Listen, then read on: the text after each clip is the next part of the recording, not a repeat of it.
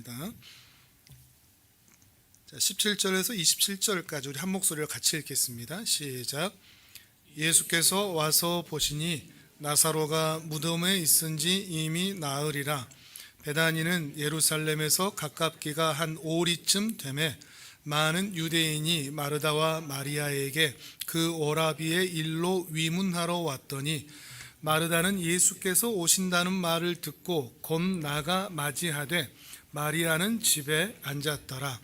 마르다가 예수께 여짜오되 주께서 여기 계셨더라면 내 오라버니가 죽지 아니하였겠나이다.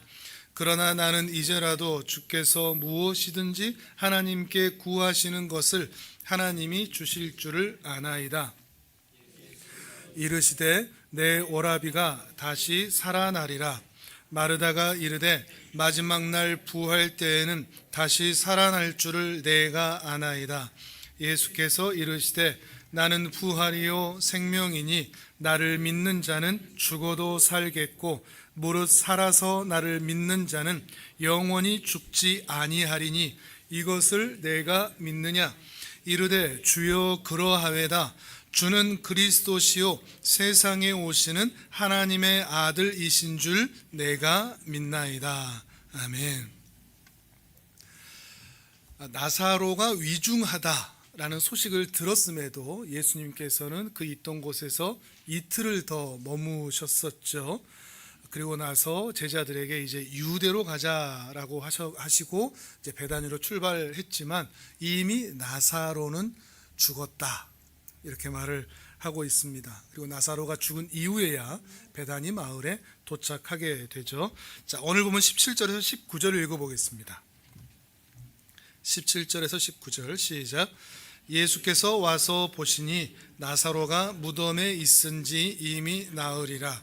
베다니는 예루살렘에서 가깝기가 한 오리쯤 되매 많은 유대인이 마르다와 마리아에게 그 오라비의 일로 위문하러 왔더니. 아멘.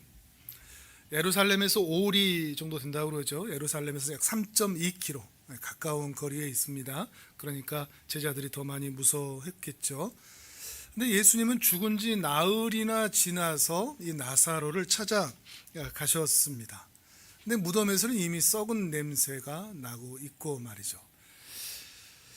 근데 예수님의 이 나사로를 바라보는 관점은 우리가 깊이 볼 필요가 있습니다. 왜냐하면 예수님은 죽은 나사로를 찾아가면서 산 나사로에게 가득 찾고 계시기 때문입니다.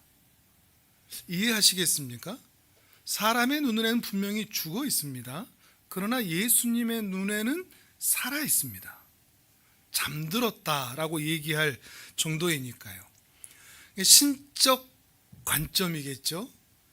과거와 현재를 동시에 보시고 생명과 죽음을 함께 보시며 시간과 공간을 초월하여 계시는 그 신적 관점 안에서 나사로는 죽은 자가 아니라 산 자입니다. 우리에게도 이런 관점이 있다면 얼마나 좋을까요? 하나님 앞에서는 모두가 다 산 자입니다. 이 사실을 알고 계십니까?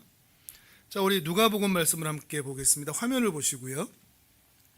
누가복음 20장 36절에서 38절입니다. 같이 읽겠습니다. 시작. 그들은 다시 죽을 수도 없나니 이는 천사와 동등이요 부활의 자녀로서 하나님의 자녀임이라. 죽은 자가 살아난다는 것은 모세도 가시나무 떨기에 관한 글에서 주를 아브라함의 하나님이요 이삭의 하나님이요 야곱의 하나님이시라 칭하였나니 하나님은 죽은 자의 하나님이 아니요 살아있는 자의 하나님이시라. 하나님에게는 모든 사람이 살았느니라 하시니. 아멘. 지금 이 말씀은 사두개인들의 특징은 이제 나중에 신약판으로 하면은 말씀드리겠지만 부활이 없다고 말하는 사람들입니다. 이 땅이 전부다. 부활이 없다. 그런 그들에게 예수님께서 부활이 있다는 것을 말씀하시는 장면입니다. 신자들은 다시 죽을 수 없다. 한 번 죽은 이후에 다시 죽을 수 없고 그 죽은 자들은 천사와 동등이며 부활의 자녀이며 하나님의 자녀이다. 그러면서 뭐라고 말씀하시느냐? 하나님은 죽은 자의 하나님이 아니요 살아있는 자의 하나님이신데 어떻게 그것이 가능하냐? 하나님은 아브라함의 하나님, 이삭의 하나님, 야곱의 하나님이시기 때문이다 라고 말하고 있습니다. 어렵죠? 무슨 말인지? 쉽게 말하면 이렇습니다. 하나님에게는 아브라함이 그 앞에 살아 있습니다. 하나님 앞에 이삭이 살아 있습니다. 하나님 앞에 야곱이 살아 있습니다. 죽은 자의 하나님이 아니라는 거죠. 하나님 앞에는 모든 자들이 살아있는 자로 존재한다는 것입니다. 현실에서는 어떻지만 우리가 보는 시간과 공간 안에서는 이미 죽은 자이지만 하나님 앞에서 이미 그들은 살아있다. 부활한 자다. 저들은 다시 죽지 않는다. 부활의 자녀요, 하나님의 자녀요, 천사와 동등하다. 이렇게 말하고 있는 것입니다. 이것이 나사로를 바라보는 예수님의 관점입니다. 또한 우리의 관점이 되어야 할 것이고요. 이것이 또한 부활 신앙입니다. 믿는 자는 죽음이 그 생명을 영원히 취하지 못합니다. 죽어도 사는 겁니다. 살아서도 사는 것이며 죽어도 사는 자, 이것이 예수 그리스도를 믿는 자의 은혜와 복이라는 것을 말하고 있는 것이죠. 하나님은 산자의 하나님입니다. 여러분이 사랑하는 모든 사람들, 그들은 다 하나님 앞에 살아 있습니다. 물론 어떤 자는 천국에서 영원히 살고 또 어떤 자는 지옥에서 영원히 산다는 것이 문제이죠. 그러나 그가 하나님의 아들이요 택한 자라면 하나님 안에서 영원히 살아있다고 우리는 믿는 것입니다. 이것이 우리의 또한 미래이죠. 이 땅에서 목숨이 생명이 끊어질지라도 우리는 영원히 하나님 앞에서 천사와 동등한 부활의 자녀로 살게 될 것이기 때문입니다. 이것이 또한 우리의 소망이 되는 것입니다. 그런데 이런 나사로의 장례식장에는 예수님의 발걸음이 있음에도 불구하고 묘한 특징이 있는데, 나사로라고 하는 아들의 죽음에도 불구하고 부모의 이름이 전혀 언급되지 않고 있다는 겁니다. 존재 역시도 말이죠. 아마도 나사로의 부모는 생이별했거나 또는 사별했거나 했던 것 같습니다. 든든한 울타리와 같은 부모의 보호와 공급 없이 살아왔다, 고단하고 험난한 인생을 살아왔다 하는 것을 우리는 짐작해 볼 수가 있는 것이죠. 그런데 이 나사로의 죽음에 많은 유대인들이 위로하러 왔다라고 얘기를 하고 있습니다. 어떤 의미일까요? 부모 없이 고단한 인생을 살아왔지만 그 자녀들이 참 잘 살아왔다라고 하는 것을 볼 수가 있는 겁니다. 그 사람의 크기와 가치는 죽음 이후에 그 빈자리와 비례를 하죠. 죽음 이후에 많은 사람이 위로하여 그를 찾아온 것을 보면, 이 가정을 찾아온 것을 보면 이들의 인덕이나 또 이들의 성품이 얼마나 두텁고 많은 사람들에게 인정을 받았는지 확인해 볼 수 있다는 것입니다. 그러니 이 남매는 예수님에게만 사랑받은 것이 아니라 이웃 사람들에게도 큰 사랑을 받으며 살아왔다는 것을 짐작해 볼 수가 있는 것이죠. 그리고 이제 마르다와 마리아도 예수님이 그 장례식장 근처에 도착했다는 소식을 듣게 됩니다. 그럼 어떻게 하는지 볼까요? 20절에서 22절입니다. 20절에서 22절 시작. 마르다는 예수께서 오신다는 말을 듣고 곧 나가 맞이하되 마리아는 집에 앉았더라. 마르다가 예수께 여짜오되 주께서 여기 계셨더라면 내 오라버니가 죽지 아니하였겠나이다. 그러나 나는 이제라도 주께서 무엇이든지 하나님께 구하시는 것을 하나님이 주실 줄을 아나이다. 아멘. 자, 마르다와 마리아가 있습니다. 예수님이 오셨다는 말을 전에 듣고서 같이 들은 것 같은데, 마르다는 예수님을 맞이하러 갔는데 마리아는 나가지 않고 집에 그대로 있습니다. 왜 그랬을까요?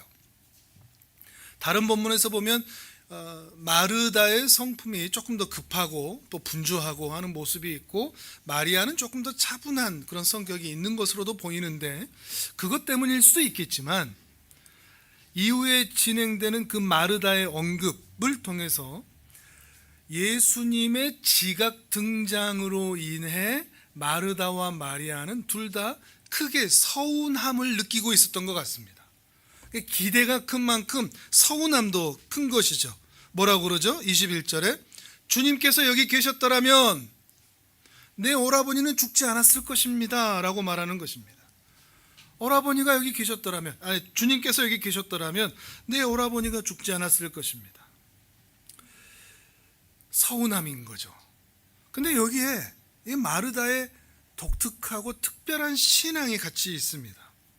마르다가 보기에 오빠가 죽음에 휩싸인 것은, 죽음에 내몰린 것은 주님의 부재 때문입니다. 주님이 안 계셨기 때문에 오빠는 죽은 겁니다. 그 말은 바꿔서 얘기하면 예수 그리스도가, 예수님이 삶과 죽음의 주관자라는 믿음이 이 마르다에게 있었다는 것을 의미합니다. 다만 그 삶과 죽음이 예수님의 공간적인 동거와 동행, 이것을 반드시 필요로 한다고 여기는 거죠. 어떻게 생각하십니까? 뭔가 조금 빈틈이 보이지 않습니까? 정말 믿음이 있어 보이지만 삶의 주관자로 여기면서도 주님이 옆에 계셔야만 오라버니의 목숨이 보존되는, 그래서 이제라도 주님이 오빠 옆에 계시니, 오빠 옆에 오셨으니 이제라도 뭔가를 하실 수 있는 줄을 믿습니다 라고 말하는 거죠. 분명히 믿음입니다. 삶과 죽음의 주관자로 믿는 믿음이 있지만, 그러나 부분적이고 제한적인 믿음이기도 합니다. 왜 그렇죠? 예수님은 백부장의 하인을 고치실 때 그 얼굴을 보지 않고 가까이 계시지 않았음에도 말씀으로만으로도 고치실 수 있는 분이시기 때문입니다.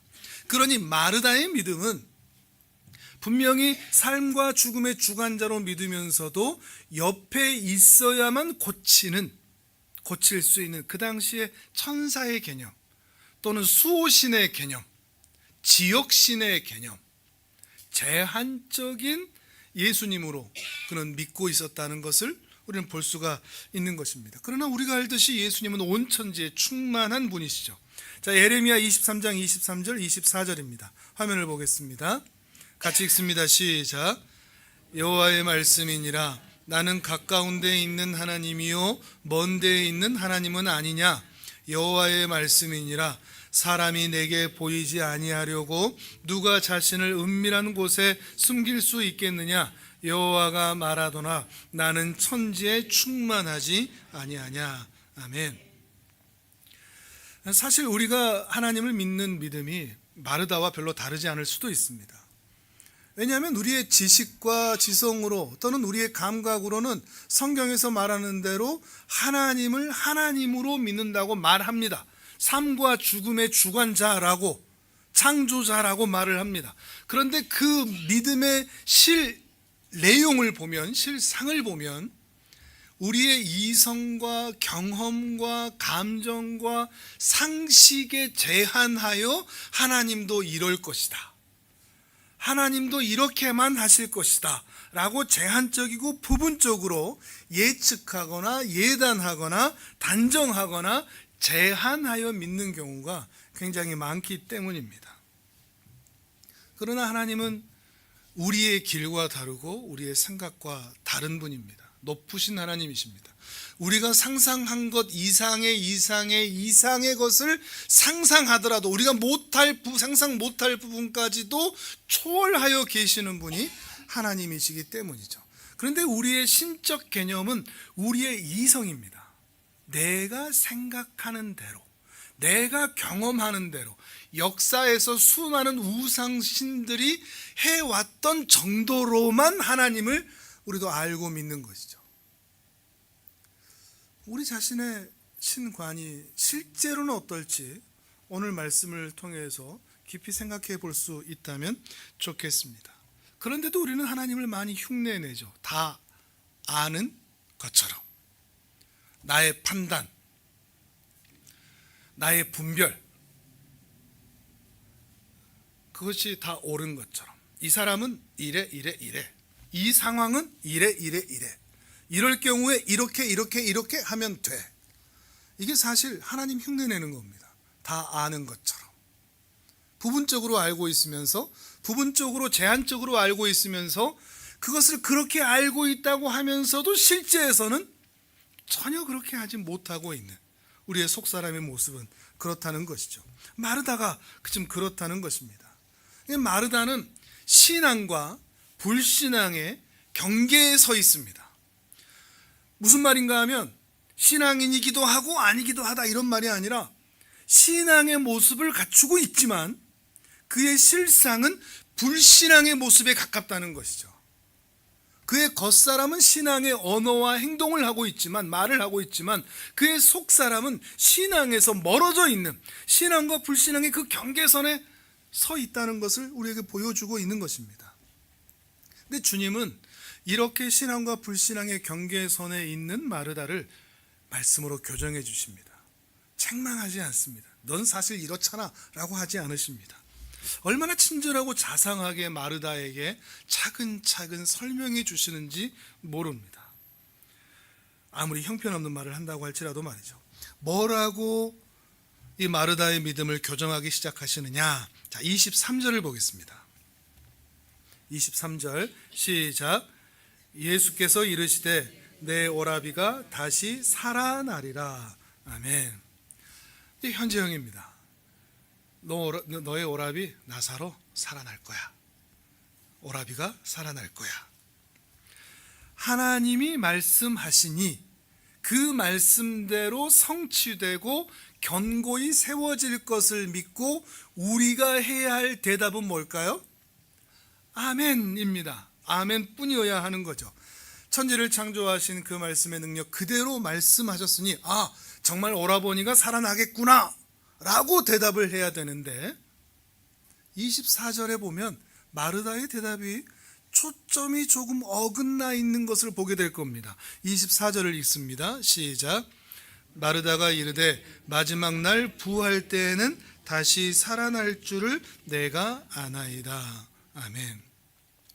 자, 이 차이가 보이십니까? 예수님의 말씀을 듣고 안다고 말하지만 믿고 있는 겁니까? 뭔가 다르죠? 핀트가 다릅니다. 어긋나 있습니다. 초점이 다릅니다. 네 오빠 살아날 거야. 그러니까 마르다가 마지막 날 부활 때는 다시 살아나겠죠 라고 대답하고 있는 것이니까요. 여기에서도 여실히 드러나는 거죠. 마르다의 믿음이라는 것이 제한적이고 부분적이라는 것을. 절반의 지식이죠. 우리가 정말 주의해야 될 부분입니다. 절반의 지식도 물론 훌륭합니다. 그런데 그 절반의 지식을 너무 확신하고 맹신할 경우 아직 알지 못하는 절반의 지식이 채워지지 않으면 온전한 지식과 믿음을 가질 수가 없다는 것이죠.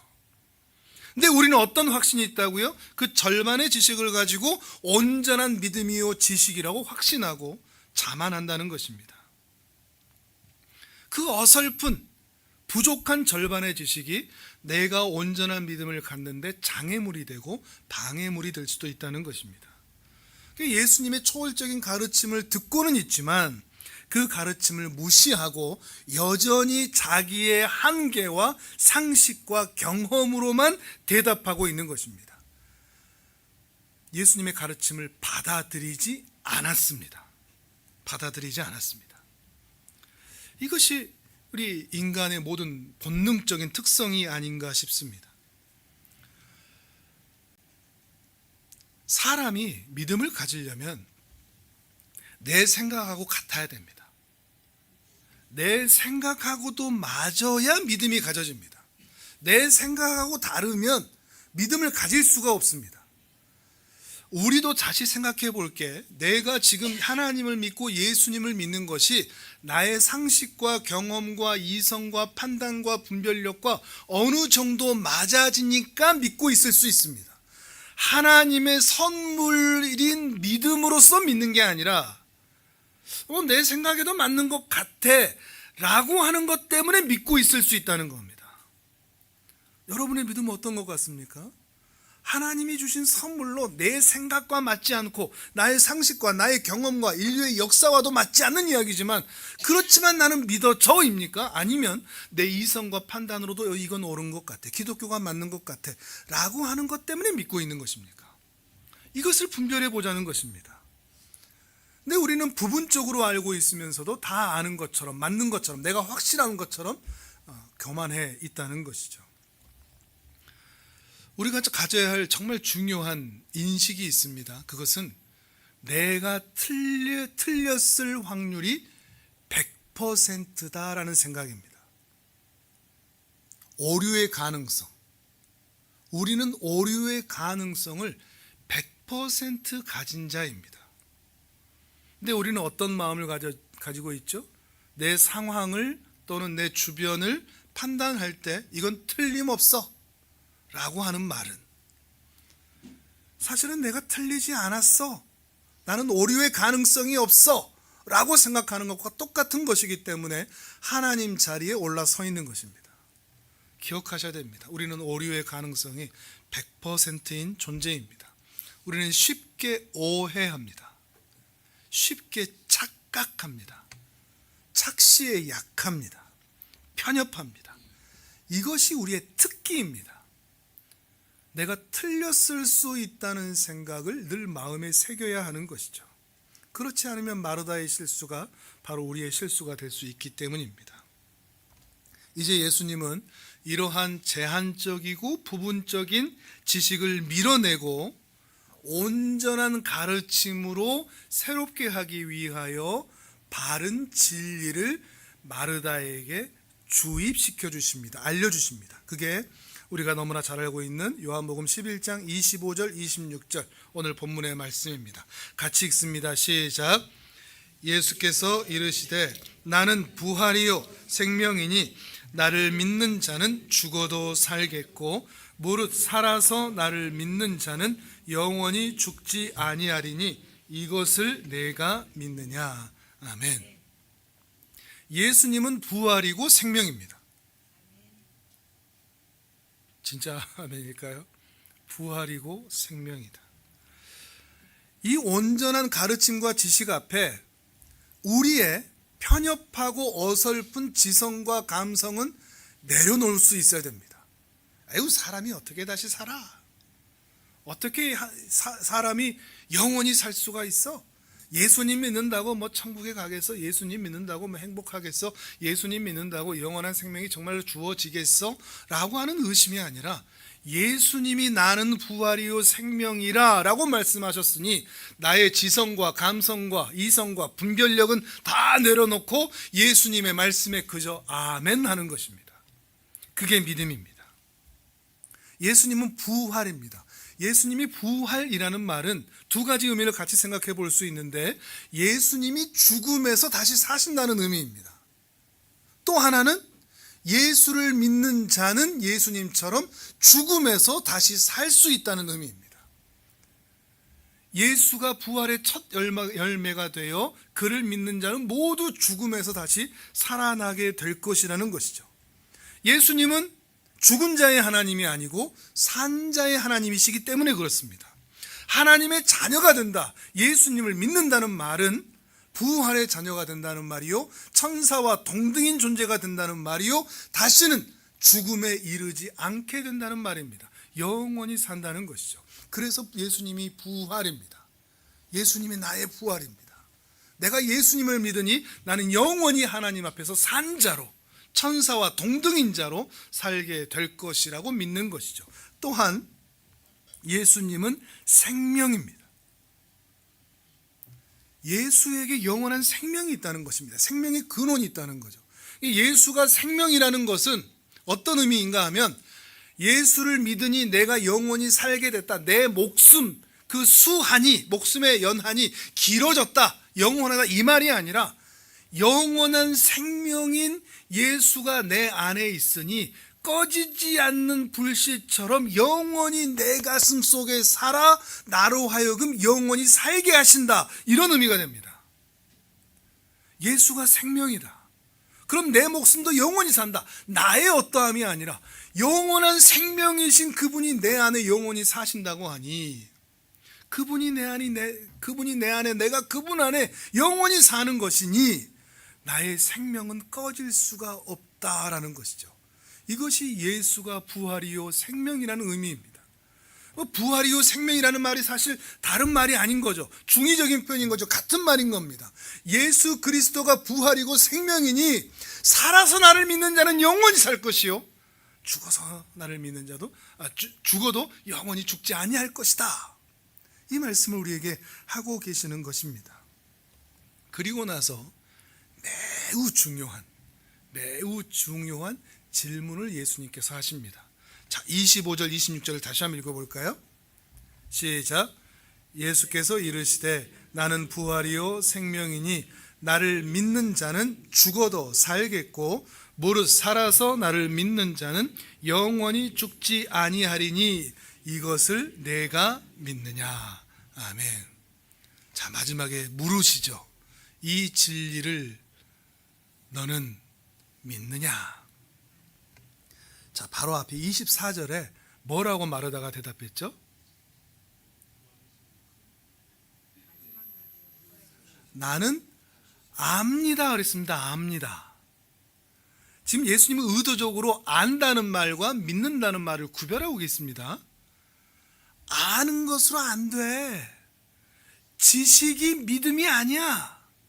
믿어야 돼 라고 말하고 있는 것입니다. 믿는 자는 죽어도 사는 것이다. 믿는 자는 영원히 죽지 않는다. 아는 것으로 안 된다. 너는 이것을 믿느냐? 라고 여쭤보고 계시는 것입니다. 믿음의 자리까지 이뤄야 된다는 것이죠. 아는 것과 믿는 것은 확연히 다릅니다. 지식이 믿음은 아닙니다. 그런데 우리는 그동안 너무나 자주 우리도 알지 못하는 사이에 우리의 본성, 우리의 속사람은 지식이 믿음이라고 확신하고 있습니다. 태초에 하나님이 천지를 창조하신 거 알지.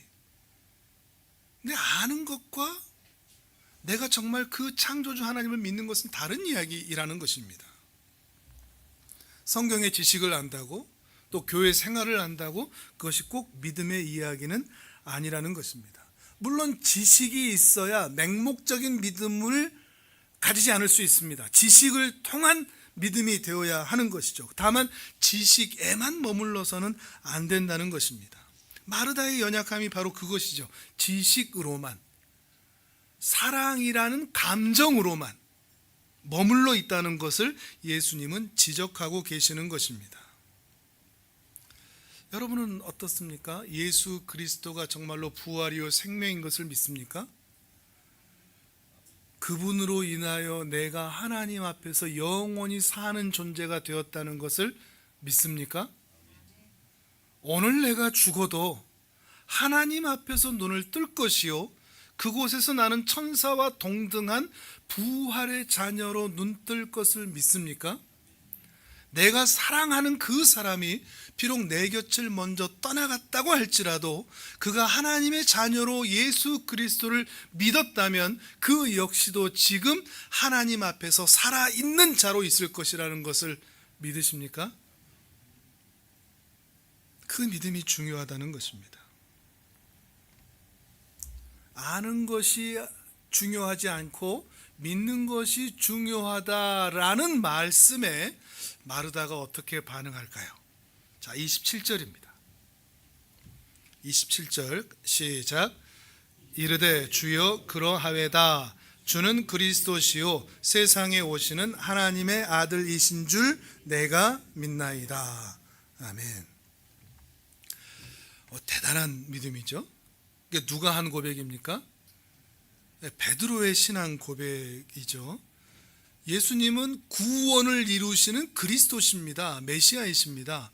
그리고 신적 존재 하나님의 아들이십니다. 그리고 장차 다시 오셔서 심판하실 분이십니다 라고 하는 촘촘하고 꼼꼼한 신학적이며 성경적인 신앙 고백을 그대로 하고 있습니다. 자, 마태복음 16장 13절을 같이 보겠습니다. 화면을 보겠습니다. 13절에서 17절까지 읽습니다. 시작. 예수께서 빌립보 가이사랴 지방에 이르러 제자들에게 물어 이르시되 사람들이 인자를 누구라 하느냐? 이르되 더러는 세례 요한, 더러는 엘리야, 어떤 이는 에레미야나 선지자 중에 하나라 하나이다. 이르시되 너희는 나를 누구라 하느냐? 시몬 베드로가 대답하여 이르되 주는 그리스도시요 살아계신 하나님의 아들이시니이다. 예수께서 대답하여 이르시되 바요나 시몬아 내가 복이 있도다. 이를 내게 알게 한 이는 혈육이 아니요 하늘에 계신 내 아버지시니라. 아멘. 이 신앙 고백은 베드로가 이미 예수님 앞에서 했던 신앙 고백입니다. 사람들이 너는 나를 누구라 하느냐라고 물어봤을 때 대답했던 주는 그리스도시요 살아계신 하나님의 아들이십니다. 이 고백을 마르다도 따라한 것 같습니다. 최고의 신앙 고백이라는 것을 아마 모든 제자들이 알고 있었기 때문입니다. 왜냐하면 왜 이것을 모두가 알 수밖에 없냐면 마태복음은 크게 두 개의 봉우리가 있습니다. 마태복음 16장 그리고 마태복음 16장의 이 신앙 고백의 봉우리, 또 하나는 마태복음 27장 28절에 십자가와 부활의 봉우리가 있습니다. 예수님은 마태복음 16장 16절 방금 우리가 읽었던 주는 그리스도시요 살아계신 하나님의 아들이십니다 라고 하는 제자들에게서 이 신앙 고백이 나올 때까지 이 모든 사역을 해오셨습니다. 그동안에 많은 말씀을 가르치시고 기적을 행하신 모든 이유들은 이 제자들의 입에서 바로 이 신앙 고백이 나오도록 주는 그리스도시요 살아계신 하나님의 아들이십니다 라는 이 고백이 터져 나오도록 일해 오셨다는 것입니다. 그리고 이 고백이 터져 나오자마자 바로 이어서 십자가에 대해서 말씀하기 시작하셨습니다. 이제는 준비가 되었다는 것처럼 십자가를 향해서 걸어가시고 있는 것이죠. 바로 그 신앙 고백을 마르다의 입에서도 나오고 있는 것입니다. 다만 여기서도 뭔가 석연치 않은 부분이 있습니다. 뭔가 이상한 것을 느끼십니까? 예수님의 질문과 마르다의 대답 사이에 예수님은 무엇을 물어보셨죠? 예수님이 부활이고 생명인 것을 믿느냐라고 물어보셨습니다. 그런데 마르다는 부활과 생명에 대한 대답이 아닌 예수는 그리스도시요 살아계신 하나님의 아들이시라고 말하는 베드로의 신앙 고백을 어떻게 보면 막연하고 두루뭉술하게 따라했습니다. 부활과 생명에 대한 신앙, 내 오라비가 살아날 것이야 라고 하는 그 말씀에 대한 대답이 없다는 겁니다. 이 차이점이 보이십니까? 그러니까 마르다의 신앙 고백은 분명히 베드로의 신앙 고백을 따라하면서 촘촘하고 꼼꼼한 신학적인 성경적인 신앙 고백을 말하고 있지만 자기 현실에서 만나고 있는 오빠 나사로의 죽음을 극복하는 믿음은 아니라는 겁니다. 못 알아들으시는 눈치인데 어쩔 수 없습니다. 그러니까 마르다의 신앙 고백은 아주 그럴싸하지만 실제 자기 믿음으로서 이 고백을 하고 있는 것은 아니라는 것입니다. 예수님을 부활이요 생명이라고 믿는다고 말하지만 진실로 예수님이 죽음의 권세를 깨뜨리시고 오빠 나사로를 지금 이 순간 살리실 수 있는 분이라는 믿음을 가지고 있는 것은 아니라는 겁니다. 그 자리에서 그저 베드로가 했던 그 고백을 따라할 뿐이라는 것이죠. 어떻게 이것이 증명되느냐? 조금 뒤로 넘기셔서 11장 39절 40절을 읽어보겠습니다. 11장 39절 40절 시작. 예수께서 이르시되 돌을 옮겨 놓으라 하시니 그 죽은 자의 누이 마르다가 이르되 주여 죽은 지가 나흘이 되었음에 벌써 냄새가 나나이다. 예수께서 이르시되 내 말이 네가 믿으면 하나님의 영광을 보리라 하지 아니하였느냐 하시니. 아멘. 예수님이 마르다를 책망하셨습니다. 그렇죠? 믿으면 부활과 영생을 믿으면 하나님의 영광을 보리라고 하지 아니하였느냐? 근데 마르다는 뭐라고 대답하죠? 오빠 죽었어요. 냄새가 지금 진동을 해요. 이런 표현을 하고 있는 겁니다. 마르다의 말은 분명히 엄연한 현실입니다. 냄새가 나는, 악취가 나는 현실입니다. 이미 시체가 썩었습니다. 하지만 앞에서 자신이 말했던 마지막 날 부활 때에는 다시 살 것을 압니다 라고 말했던 자기의 고백에서 지금 한 발자국도 진전되지 않았습니다.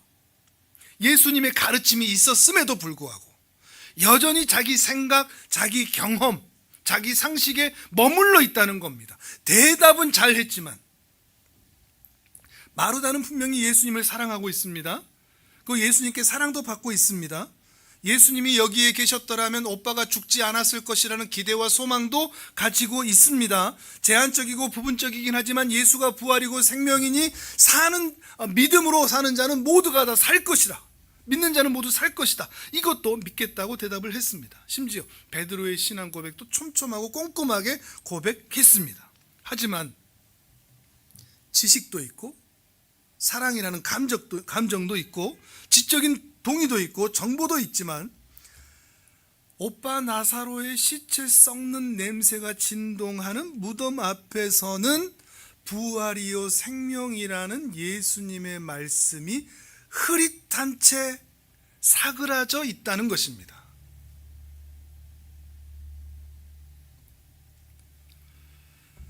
예수님이 부활이라는 신앙과 연결되지 못한 상태인 거죠.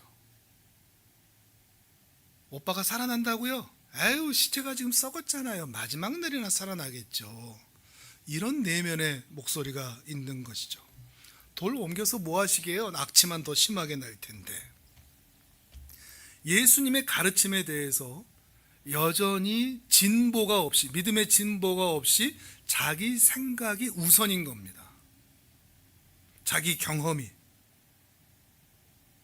막상 죽음이라는 실제적인 현실, 나사로의 무덤 앞에서 예수님은 나사로가 다시 살 것이다 라는 이 말씀과 동떨어진 자기 상식, 자기 경험대로 자기도 모르게 튀어나온 겁니다. 나사로는 죽었다고요. 오빠는 죽어서 시체 썩는 냄새가 난다고요. 무의식에 쉬면, 자기 내면 깊은 곳에서는 그 믿음의 진전이 전혀 없음이 드러나고 있는 것입니다. 다음 주일에 보겠지만 예수님이 이 나사로의 무덤 앞에서 분통하고 비통하게 우십니다. 무엇 때문에 우실까요? 마르다 때문에, 마리아 때문에, 그리고 그곳에 있는 무수한 사람들 때문에. 혹시 우리 때문에는 울지 않으실까요? 너는 그렇게 믿는다고 말하면서 너는 왜 그렇게 사냐? 너의 내면은 왜 너의 지식과 경험과 상식으로만 신앙생활을 하고 있느냐라고 말이죠. 예수님을 믿는다고 그토록 말하고 있고 예배드리고 있지만 정작 나의 힘든 현실, 죽음을 살아가는 것 같은 힘든 현실 앞에서는 전혀 예수님을 부활과 생명으로 믿지 못하고 있는 우리들 때문에 예수님은 분통하여 우실 수 있다는 것입니다. 바라기는 우리의 믿음이라는 것이 말뿐이 아니기를 바랍니다. 말로 끝나지 않기를 바랍니다. 찬양한 것으로 때우지 않기를 바랍니다.